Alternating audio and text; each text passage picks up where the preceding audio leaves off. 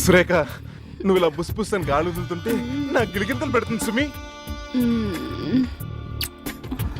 నీ బిగి కగుల్లో నువ్వు ఇలా నలుపుతుంటే సేవలో స్వర్గం దాగుందా, స్వర్గంలో సేవ ఉందా అని భ్రాంతి కలుగుతుందో.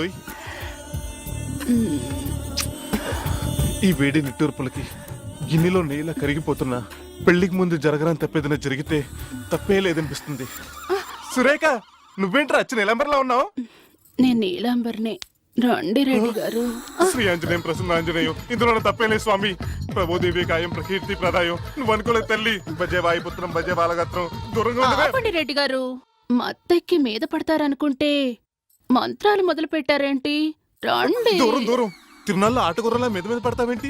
అరే, అసలు మగాడు అన్న జ్ఞానం భయం ఉందా నీకు? మీరే నాకు మందు. అపచారం అపచారం. పరాయి స్త్రీని తాకటం మహాపాపం. నువ్వు వెళ్ళిపో. పరాయిదాన్ని కాదు, మీదాన్ని రెడ్డి గారు. నీలంబరి, నన్ను వదిలే.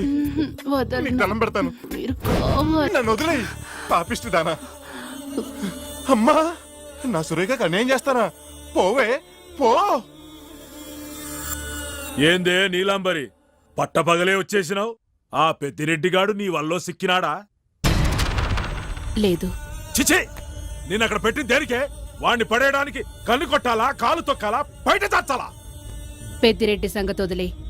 వాడి కాబోయే అల్లుడిని ఓ పట్టుబట్టా. ఓహో, చిన్న చేపను బొచ్చలోకి లాగావన్నమాట. వాడు పెద్ద ఫ్యాక్షనిస్ట్ అంటేగా. ఫ్యాక్షనిస్టా? అసలు వాడు రెడ్డే కాదు. ఈ దారం వాడి మెళ్ళో ఉంది. ఇది దారం కాదు, జంధ్యం. ఇది పంతుళ్లే కదా వేసుకుంటారు. చాలాపై పోగు దొరికింది. ఇక ఆ పెద్దిరెడ్డి చేత పొలికేకలు పెట్టిస్తాను.